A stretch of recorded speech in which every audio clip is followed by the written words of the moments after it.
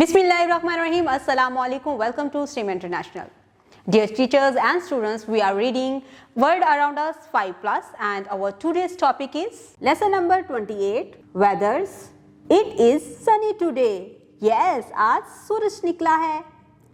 It is windy today. बहुत ज़्यादा हवा चल रही है. It is snowy today. आज बहुत बर्फ है. It is rainy today. Yes, आज बारिश हो रही है. It is cold today. आज बहुत सर्दी है. Let us talk. Describe today's weather in your words. हाँ, मुझे ये बताओ आज बाहर मौसम कैसा है. Does the weather remain the same every day? क्या हर रोज एक जैसा मौसम रहता है?